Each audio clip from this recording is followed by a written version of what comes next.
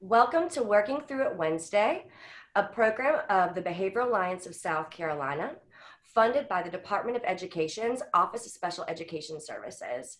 We are housed in the University of South Carolina's Department of Psychology Research Lab. I am Sarah Davis, and we are absolutely thrilled to be bringing you all this month a series on cultural responsiveness. Today, we have the second part of our three-part series where we are featuring the incredible, incomparable Dr. Clauss-Ehlers. So I'm going to turn it over to my colleague, Erin Schurter, and she's going to provide you all with a brief introduction before Dr. Clauss-Ehlers gets started for us today. Erin? Thanks, Taylor. Dr. Caroline Clauss-Ehlers is definitely amazing at what she does, and she is well vested in what she's about to share with us. Caroline Clauss-Ehlers is an associate professor and program clinical coordinator for the programs in school counseling and counseling psychology in the Department of Educational Psychology at Rutgers University, the State University of New Jersey. Her research focuses on child and adolescent development with an emphasis on understanding cultural resilience and trauma within diverse community contexts. Professor Clauss-Ehlers chaired the American Psychological Association's task force on re-envisioning the multicultural guidelines for the 21st century, whose work, the Multicultural Guidelines, an ecological approach to context, identity, and intersectionality 2017, was supported by the APA Council of Representatives at the 2017 APA Annual Convention. From 2011 to 2017, Professor Clauss-Ehlers served as an editor-in-chief of the Journal of Multicultural Counseling and Development, JMCD, where she engaged in efforts such as expanding the length of JMCD, mentoring students and early career professionals, and broadening the journal's international reach. Her contributions were acknowledged with the 2014 American Counseling Association's Association of Multicultural Counseling and Development Exemplary Diversity Leadership Award and the 2018 Association of Multicultural Counseling and Development Distinguished Service Award for exceptional leadership and devoted service to JMCD. Professor Clauss-Ehlers has published numerous articles, books, book chapters, and the most recent titled Social Justice for Children and Young People, International Perspectives. A committed educator, Professor Clauss-Ehlers has taught a range of courses, including internship, family theories, and an undergraduate seminar on resilience and relationships. Needless to say, we are so thankful to have her here. Welcome, Dr. Clauss-Ehlers. Thank you. Thank you for having me. We're thrilled, and just so everyone knows, Erin and I are going to actually be Dr. Clauss-Ehlers' audience today. So we'll be helping out with the discussion questions. We're going to be doing some case conceptualizations. So when you all have the opportunity to watch our Working Through It Wednesday, please put any of your feedback in the comment section below so that we can all be interactive. So we'll give Dr. Clauss-Ehlers a moment to share her screen, and then we will go ahead and get started on our journey together. Wonderful. And I go by Cece, so you can just call me Cece. It's a lot quicker. All right, Cece. Well, we're ready to rock and roll whenever you are. Okay, I am working to share the screen. How do I do that?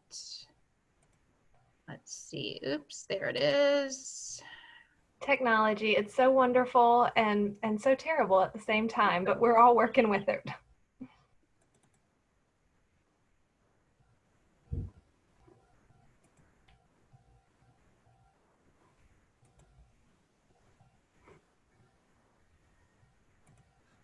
Okay, can you see my screen? We can. Wonderful. So I just want to welcome everybody here today, and I want to thank Taylor and Erin and Mark for including me in this. I really appreciate the commitment to this very important topic that has an impact on our schools and has an impact on our children. So today we're going to be talking about the application of the revised APA Multicultural Guidelines to school mental health. APA is the American Psychological Association, and our task force re-envisioned and really updated practice guidelines for multicultural responsiveness and intervention. I want to acknowledge task force members. We worked on this together: David Chiraboga, Scott Hunter, Gargi Roysakar, and Pradyusha Tamalanara. We had two BIAPI board chairs, Gail Scoenio-Morse and April Harris-Britt, and our staff liaison was Sue Houston. So this really was our working team in revising and updating the multicultural guidelines for psychology. I want us to start with the case study, and then we're going to move into some discussion questions, and then we'll talk about some of the context around the APA multicultural guidelines. And this is a school mental health case study in the context of COVID-19. Within the span of a weekend, our children and adolescents across the United States went from attending school to staying home under shelter-in-place orders given the COVID-19 virus. Added to the sudden shift from attending school to being at home was the immense change school systems experienced as they shifted from the classroom to an online remote learning environment. Julieta was a 12-year-old Latina who struggled with the sudden shift from classroom to online learning. She missed her teachers and couldn't keep up with the online math class. Julieta also missed her classmates who provided a sense of support. She lived with her grandmother, her legal guardian, and was understandably terrified that her grandmother would get sick and she would be left alone once again. Julieta's fears increased as information about the virus changed daily. She felt overwhelmed at the thought of having to stay at home in a small apartment with no idea about when the quarantine would be lifted. Julieta received counseling at school as part of her individualized education plan, her IEP. And within a short time after sheltering in place, Julieta's school system approved the use of teletherapy so that students receiving supports could continue to do so. This was a historic shift given concerns with teletherapy previously, such as if there were incompliant with privacy policies such as the Health Insurance Portability and Accountability Act, otherwise known as HIPAA. In counseling, Julieta shared her fear about the possibility of her grandma getting sick. With her therapist, she was able to process the way in which this fear connected with other losses she had experienced. Julieta also talked about academic concerns, like wondering how she could complete her math homework. The school-based therapist was able to advocate on Julieta's behalf, reaching out to the school to connect her with remote tutoring and encouraging teachers to hold virtual office hours. Because sessions were online, the therapist was able to talk more regularly with Julieta's grandmother, and at Julieta's suggestion, they would talk with the therapist together about their care and concern for each other. So we're going to explore a little bit through some questions about Julieta's experience, the school-based mental health professionals' experience, and then we're going to move into implications of this for our work in schools in a multicultural, responsive way.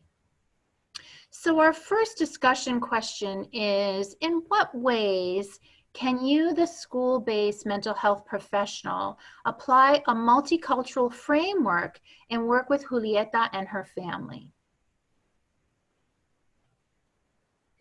So I think one of the things that I'm quite mindful of whenever working through a multicultural framework is being mindful of the family system, making sure that you're appropriately identifying transgenerational issues, that you're incorporating those supports in the best way that you can.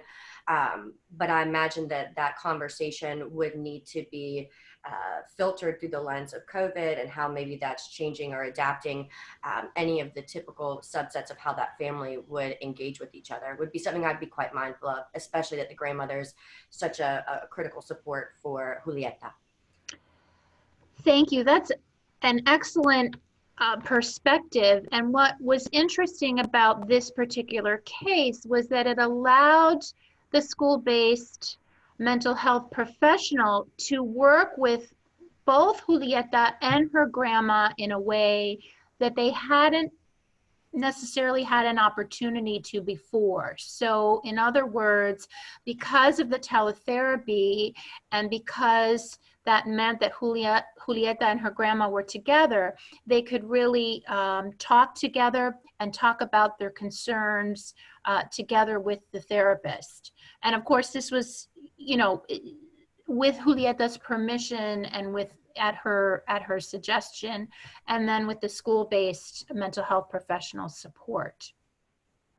The second question is, what are some of the developmental issues that may have an impact on Julieta's experiences during the COVID-19 pandemic? I thought about this one from the beginning, just speaking with friends that have children in general, but also being an educator and thinking, depending on the age of the student, possible socialization issues, the ability to develop that socialization that many use school to do. I spoke with a friend who was sharing with me that her daughter was creating imaginary friends at a different age that you would think it wasn't typical, but she was trying to have these socialization conversations with her imaginary friends. So I would think of that first of all, but then also thinking of just the impact as a child or as a young adult. We don't have control over our environment. And the lack of feeling of control is definitely apparent for anyone during the COVID-19 pandemic, but it's even more so for children who already felt a lack of control over their environment. The internal and external locus of control development, hoping that we have the feeling that we can control some aspect, but when you're learning, like you said, Julieta's learning every day, the virus is changing and getting new information, that would have a huge impact on her development. Absolutely. And so part of our work as school-based mental health professionals is to really be aware of the developmental issues, to be sensitive to the developmental issues. As you were saying, the developmental issues are going to vary based on the child or the adolescent's stage in development, right? So for Julieta, we're seeing that, you know, the peer group is so important in adolescence, and not having that can be really difficult, right? And not having that sort of peer group support can raise feelings of isolation, of being alone, and certainly of boredom, you know, helping kids work through and cope with boredom and having nothing to do. So these are all very important areas for us to incorporate in our work during this time specifically. And, you know, we do it generally anyway, but really through a teletherapy framework, really understanding and responding to some of the developmental issues that our kids are presenting to us. A third question is, what are ways that you, the school-based mental health professional, can advocate for supports for Julieta? I think that we can definitely give voice and share to Julieta's grandmother the importance of integrating as much peer-to-peer contact as possible, supporting any additional maybe behavioral or connectedness shifts that we can provide in the home, increasing the amount of time that we're spending either in individualized therapy or family therapy, making sure that we're really just being that link in the chain for Julieta, and making sure that we're consistently asking her about her specific needs, because they're going to change on a day-to-day basis, contingent upon the amount of stressors that are either coming in from technology or from the media, or just from her ability to process what's going on within the current cultural context that we're all faced with. Absolutely. And in addition to that, one of the things that we can think about is, you know, how can we, as a school-based mental health professional, we have a really unique opportunity to sort of be that interface between home, community, and school. And so how can we, as school-based mental health professionals, advocate for our kids, reach out to the school in a way, be a bridge for the school? So for instance, in this situation, encouraging the school school, the therapist encourages the school to have teachers provide virtual office hours. The therapist encourages Julieta and her grandma to reach out to the school around getting some tutoring, online tutoring for math. But then also behind the scenes, that therapist can work with the school to say, hey, this is something that our kids need, right? That we need to be providing for our kids. So to kind of really be a bridge between some of what students are going through and then what the school can provide, and advocating for that so that psychological well-being is promoted, academic well-being is promoted, social emotional growth is being promoted. Our last discussion question for today is, how does school-based teletherapy address potential barriers to receiving mental health services? I immediately think of the family connection with that, because working in the schools and helping students receive mental health therapy, many times the student is always there, the student is present, but there are some barriers that come into place when you can't get in touch with the family. Reaching out, we want the family to be as involved as possible in therapy, but they work. There's many things that happen that sometimes work 2-3 jobs or have other siblings that they're caring for. So there's always that barrier of life.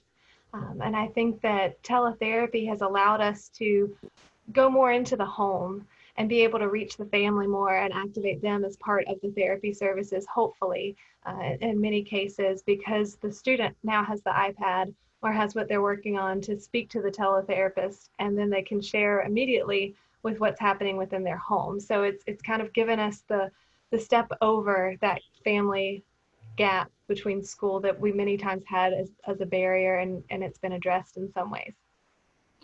Absolutely. I completely agree with that.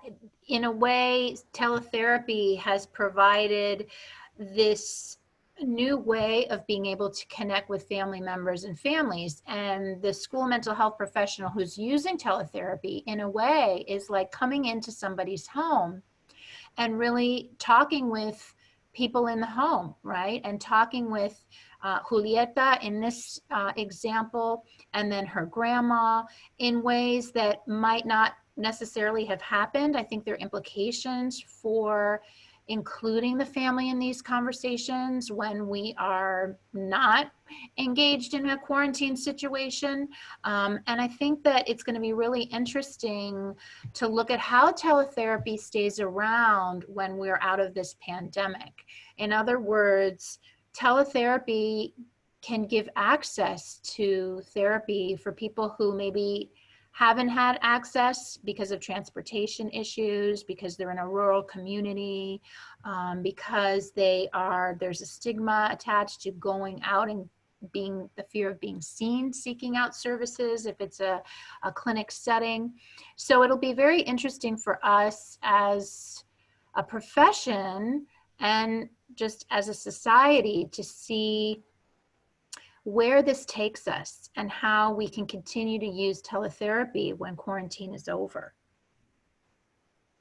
Anything else from our audience? Any other comments you wanted to share before we move into the guidelines? No? Okay, thank you for your participation. I really appreciate it. Okay, so let's talk a little bit about the rationale for multicultural responsiveness in our schools. Why is it important for us to engage in understanding a multicultural framework when we're working with our students in schools? And I want to provide you some background data that helps support the rationale as to why this work is absolutely so critical to who we are and what we do in the schools. First, let's look at the number of K-12 schools in the US. We have a total of 130,930 K-12 schools in the US. We have 13,598 school districts. And of these, we have 498,000 elementary schools and 26,727 secondary schools. So we have a lot of schools, and there are so many differences between and within these different school settings. Let's talk a little bit about the differences. One is what are the schools that students are attending? What are the different types of schools that students are attending? So about 50.8 million of our students are attending public schools. So the majority of our students in the US are in a public K-12 situation for their schooling. An estimated 3.1 million students attend charter schools. An estimated 5,719,990 students are attending private schools, and most students who attend private schools are attending private schools that are in a city or in an urban location. And then we have about 1,689,726 students who are homeschooled, who are receiving their education and their schooling in a homeschooled environment. Where are these schools located in terms of geographic area? Most of our public school students, and these are for public school students, most of our public school students attend school in the suburbs. That's 39.6%.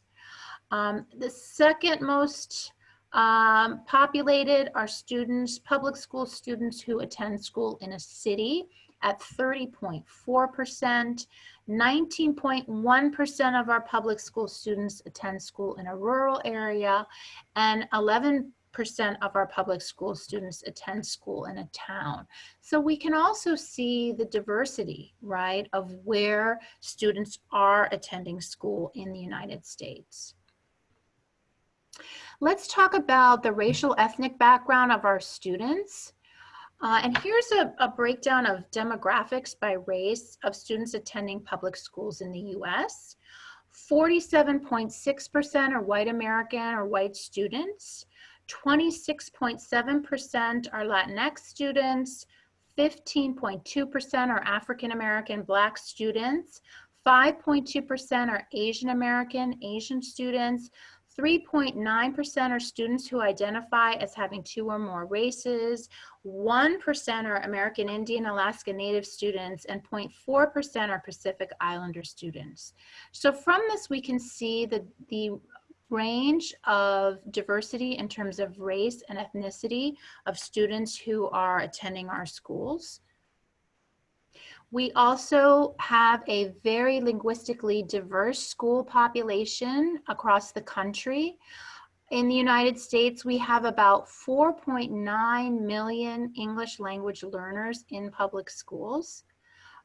This translates into about 9.6% of all of our students that are enrolled in public schools being English language learners.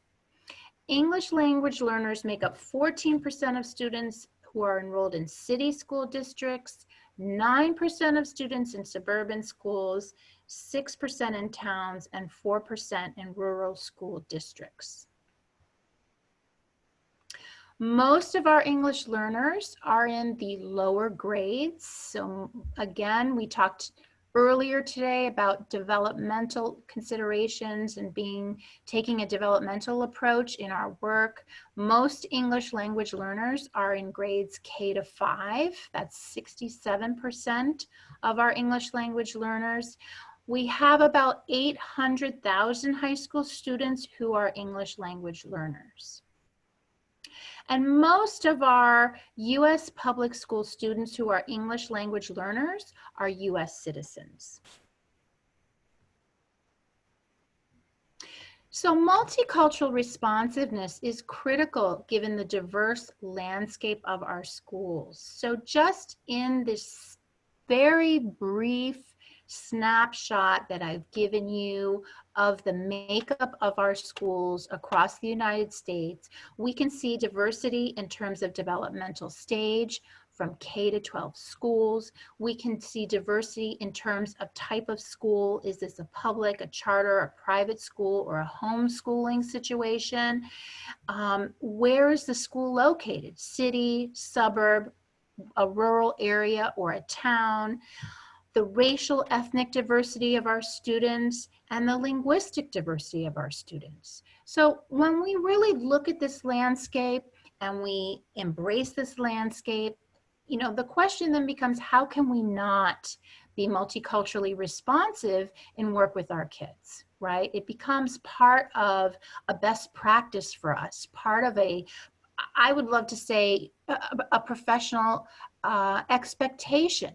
And when we were working on the APA Multicultural Guidelines, this really was about their guidelines. So it's not a law, but it really is about, the guidelines are about being aspirational, something that we aspire to, something that we aspire to incorporating in our work.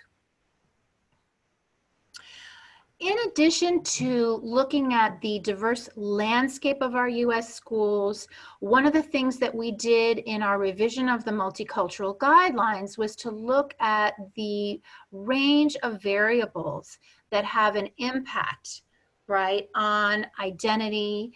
And these variables are, there's a lot of research now in our field about these reference group identities and how they intersect with one another. So these include ethnicity, ability status, sexual orientation, age, culture, language, gender, race, gender identity, socioeconomic status, religion, spirituality, immigration status, education, employment, among many other variables.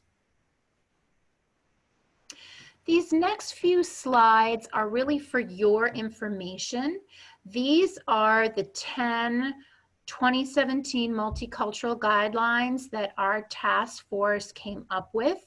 You have this reference in the PowerPoint. You can access these multicultural guidelines on the American Psychological Association's website, and that link is presented in your references. It is a very long document with a lot of important information, and it also includes case studies that illustrate each of the 10 guidelines. And this is for you to use. These are your guidelines. So for teaching and practice, we encourage you to take the cases, print the cases out, and share them with your students, with your schools. You are welcome to do that. So these are the guidelines for you to go back and look at. What I want us to focus on is the overall model that the guidelines are embedded in. And what we did in revising the APA Multicultural Guidelines is we really wanted to take an ecological approach. So we wanted to look at the individual in the sort of larger ecological context. And what we're going to be doing today is we're going to be looking at what those different layers of the model are, and then what are those implications of each layer for school-based mental health professionals. And there are many implications. We'll be talking about a few for each level today. So the first level is what we describe as a bidirectional model of self-definition and relationships. And these refer very much to guidelines 1 and 2. And as you see at this level, you have the individual self-definition, right? And so this is the guidelines we really looked at. They are practice guidelines, but we really see researchers and educators as engaging and, you know, maybe sharing case material. And so we really, these are self-definition for the client, for the student, for the research participant, for the consultee. And then on the other side, self-definition for the clinician, the educator, the researcher, or the consultant. A key thing for us to think about here is if you look at this diagram, you'll see sort of the arrow linking the two circles together.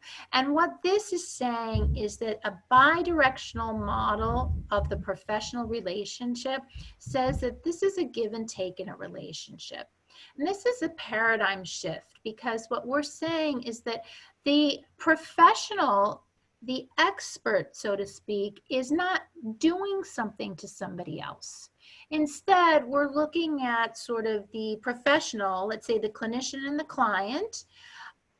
For example, in the case of Julieta and her grandma, the mental health, school-based mental health professional and Julieta working together, that this is a bi-directional relationship. There is a mutuality in this relationship, and they are informing each other in the context of that relationship. It's very different than someone, the professional saying, you know, I'm doing something to you kind of thing. How does this bidirectional model of self-definition and relationships have an impact in the school setting or potentially play out in the school setting? One is that you as a school mental health professional are engaged in hearing about the person's experience of self and their self-definition, right? So that we are not defining somebody, but we are hearing how that person defines him or herself. And hearing that experience and understanding, seeking to understand that experience is very important. A concept that we talk about throughout the multicultural guidelines is this concept of cultural humility. And cultural humility goes with cultural competence, right? So when we talk about cultural competence, we're talking about being competent and being able to work within a cross-cultural setting, to work within a cross-cultural framework. Competence, however, implies that once you know how to do this, your work is done. And so we like to take an approach that adds to cultural competence with this idea of cultural humility. And cultural humility says that our work is never done, that we're always learning, and that we're always being open, and that we're always allowing ourselves to be changed and informed by those with whom we are working. And so here, this first point, the school mental health professional being engaged in truly hearing the person's experience of self involves cultural humility, because you are learning about that individual, that person, and you're learning about their sense of who they are and how they are expressing that. A second application is for us as school-based mental health professionals to examine how intersectionality informs a diverse identity. Okay, so intersectionality is this concept that was introduced by Kimberly Crenshaw, that looks at how reference group identities inform each other, right? How does your gender and your race, for example, inform who you are? And how might that be different, right, than someone else who has a different gender and has a different racial background, a different ethnic background, right? And so looking at the intersectionality of reference group identities is really important for us as school-based mental health professionals. It's also important in the context of this first layer of the bidirectional relationship to partner with our clients to understand structural and systemic barriers of oppression, right? Structural and systemic ways in which our clients may not be getting their needs met, right? And so here, one way that we were able to do that with Julieta was to explore how we could advocate for her to get the math tutoring, how we could reach out to the school and ask the school to offer online tutoring for students or online office hours for students. And this last point we talked about, which is sort of engaging in cultural humility and the importance of pairing that with cultural competence. Our second level is looking at the community, school, and family context. And so here we take that relationship, that professional relationship at the first level, and we put that in the second ecological framework, which is the community, school, and family context. How do community, how does the school, and how does the family inform that relationship? And again, we're looking at applications of this level in the school setting. right?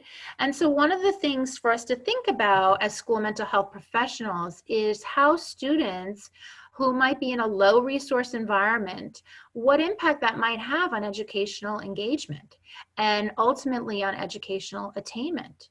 So for example, with the COVID-19 situation that Julieta is going through, we want to explore, does she have the technology? Does she have Wi-Fi service? Does she have a way to communicate, right? Because if you don't have that, how are you going to submit your homework, right? That's going to be hard. And then does that mean that then your grades drop because you're not able to access that?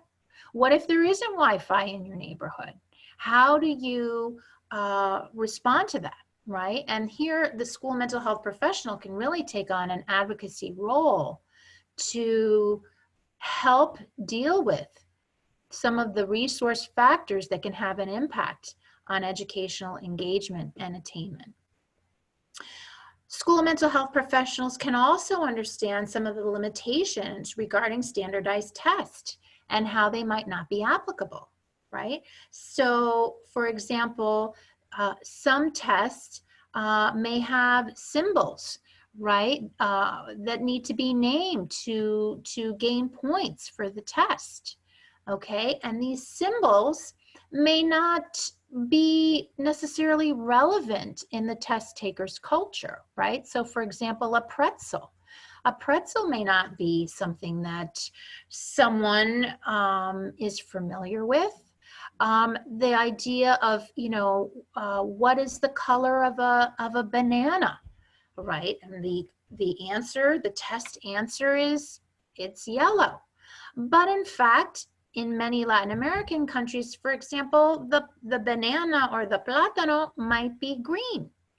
But now the child has lost points, and these points accumulate to lead to a lower test score.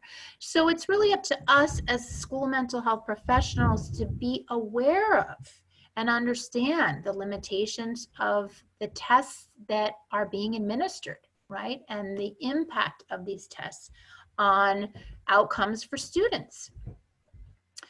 This relates to a third application of the second level, which is being aware of and attentive to language and communication and providing needed supports, okay? And so, if you are a school mental health professional, for instance, and you're in this teletherapy COVID-19 situation and you need to reach out to parents, maybe to get their permission, right, to provide teletherapy, okay? Maybe the parents speak a language that's different than your own language, right? How then are you going to get that permission, right? That becomes a complicated question. And so then it's really important to, again, getting back to advocacy, to reach out to the school system to get the translation support that's needed so that the parent can agree to the services. School mental health professionals promote collaboration across community, school, and home environments to support students.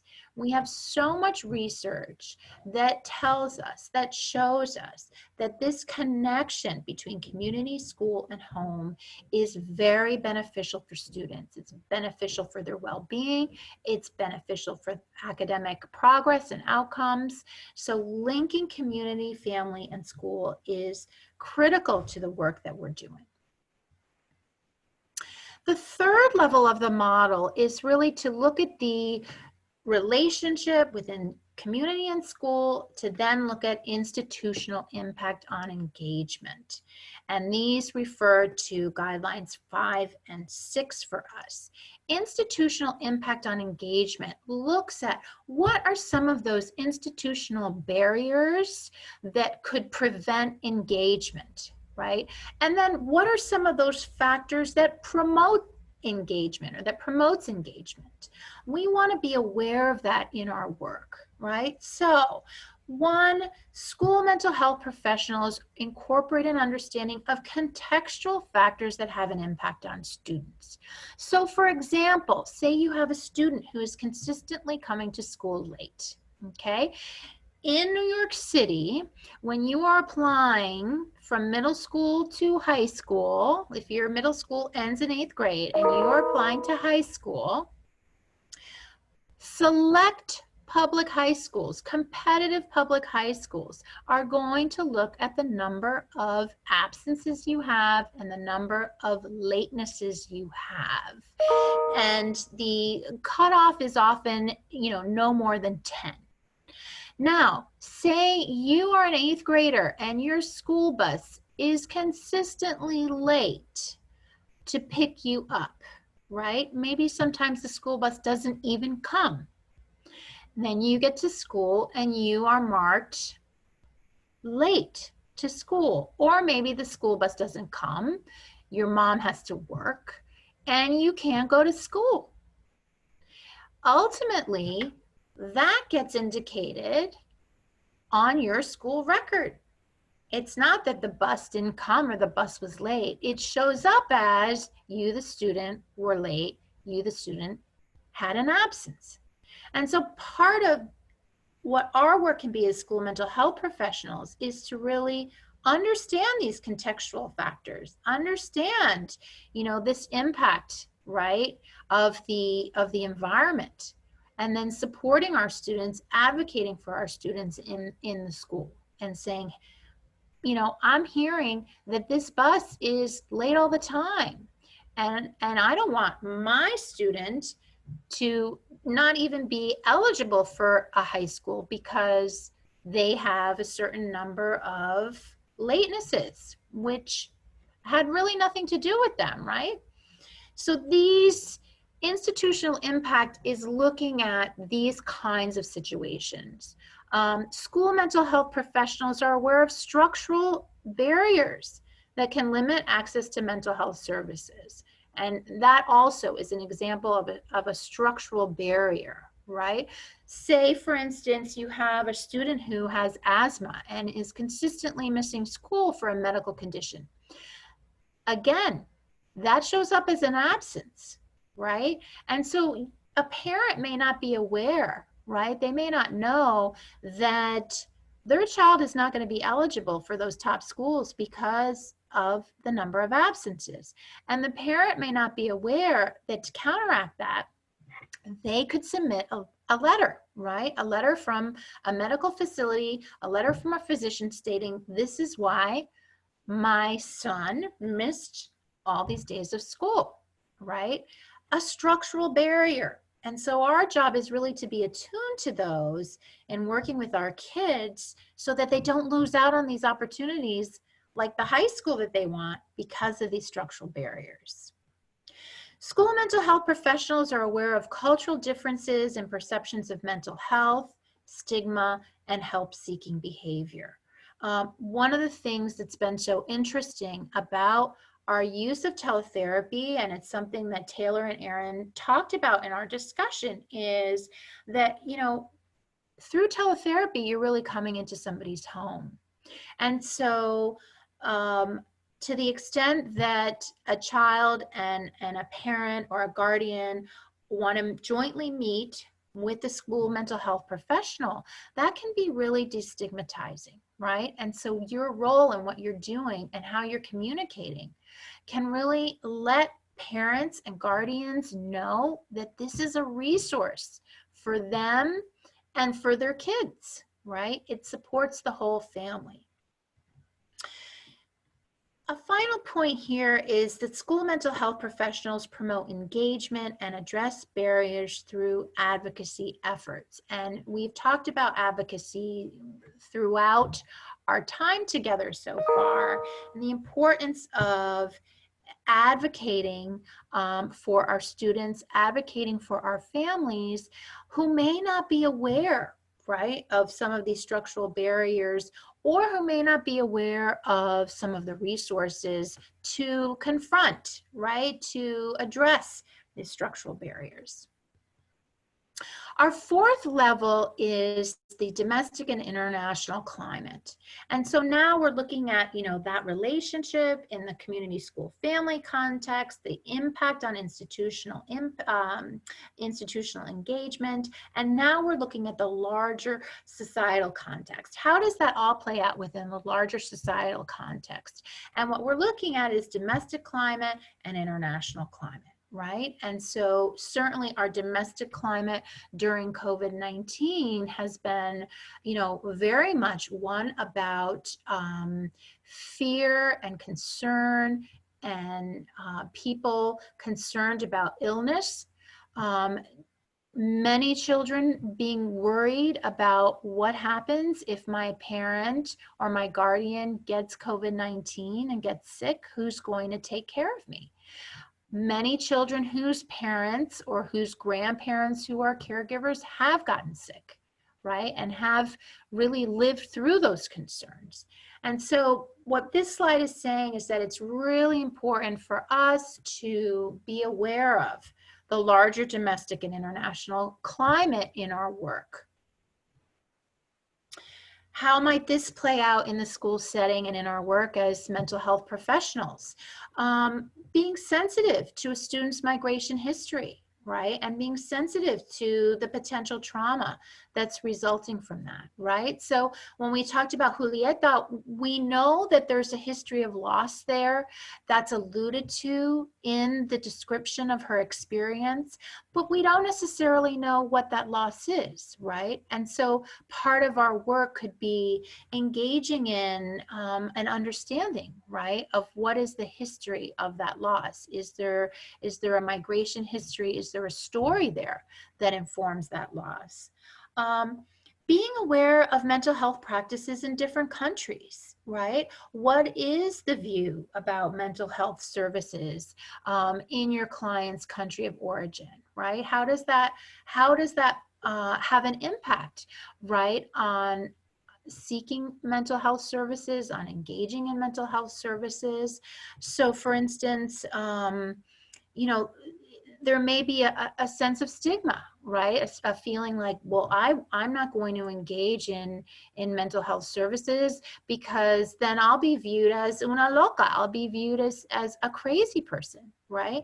And so it's important for us in our negotiation with the family to be aware, right, of what some of the attitudes are, what some of the practices are, and how those could have an impact on decisions about engaging in school-based mental health services. And then a third point here is for us to really work with our kids to identify themes that kids are going through related to domestic and international climate, right?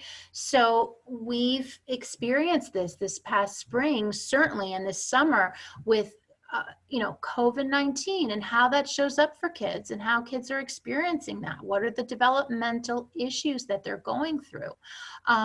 With the protests, right, around police brutality and how to support kids around those feelings, right?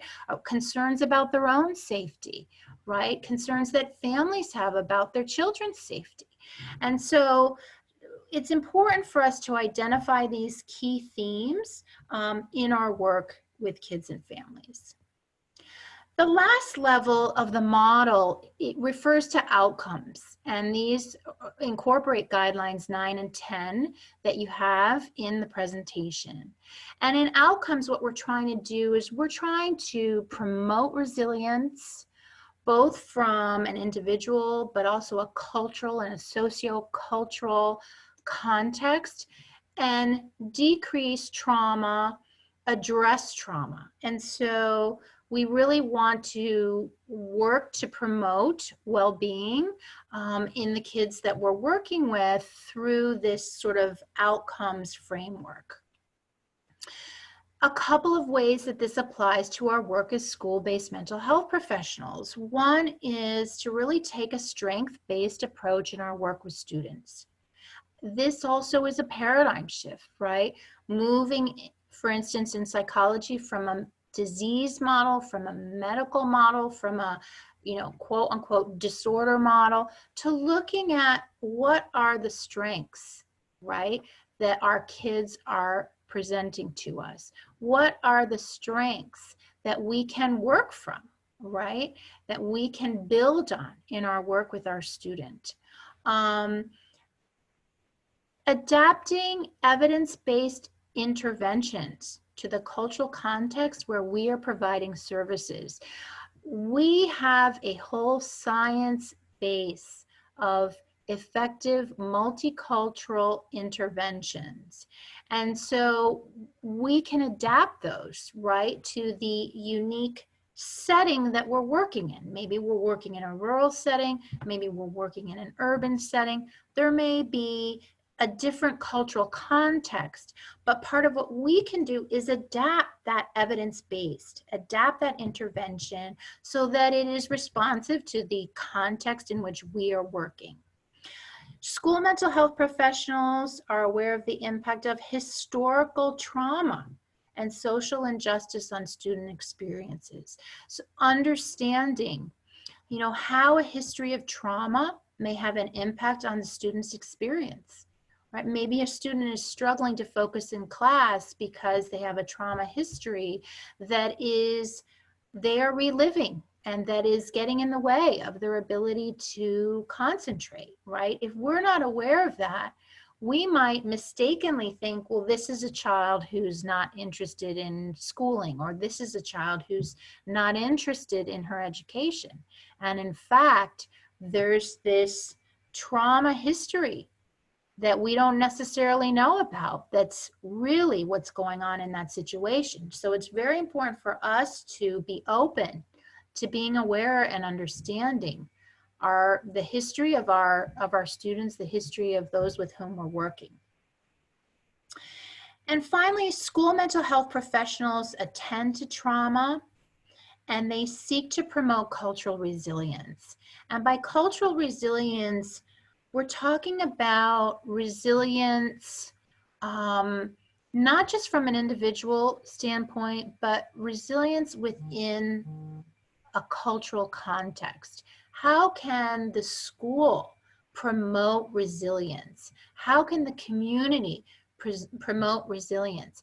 How are you, the school mental health professional, promoting resilience? For instance, getting back to Julieta and her grandma, encouraging the school to provide the online office hours, encouraging the school to provide math tutoring, encouraging Julieta to participate in that, right? These are all contextual ways that we are building resilience.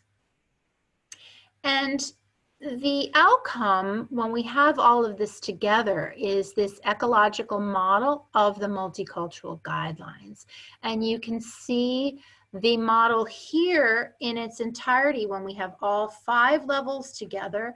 You see this arrow moving up on the left, increasing resilience, arrow moving down on the right, decreasing trauma. Okay? So that is how this all plays out for us.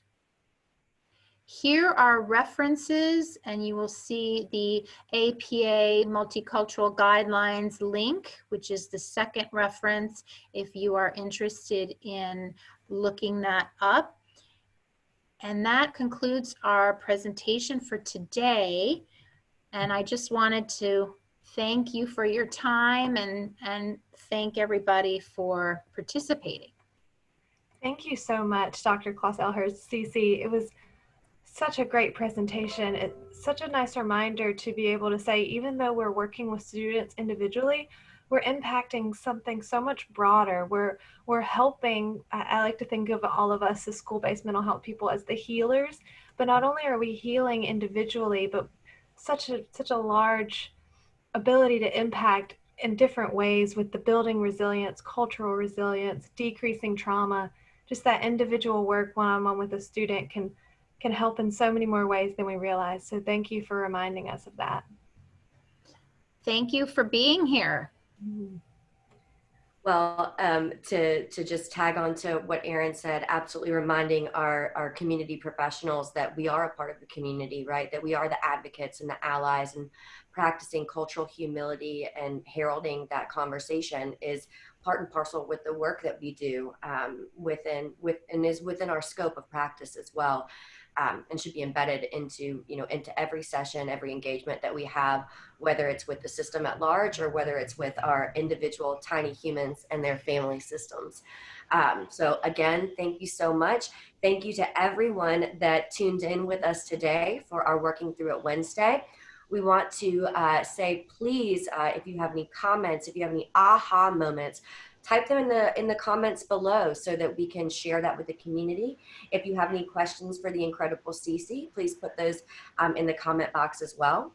You can follow us and register for all of our incredible resources at www.schoolbehavioralhealth.org. Our final series, our final component of the series for cultural responsiveness will be held on July 30th. We'll be featuring again Dr. Michael A. Lindsay. We'll have a full live 1-hour webinar focused on Zoom. So if y'all want to go and register for that, you can do that on our website, or you can follow us at the Southeastern School Behavioral Health Community on Facebook. You can also follow us on Twitter, as well as subscribe to our YouTube channel, which is where this incredible Working Through It Wednesday will ultimately be housed. So again, thank you to absolutely everyone. Cece, you were informational, incredible. We look forward to continuing our relationship with you.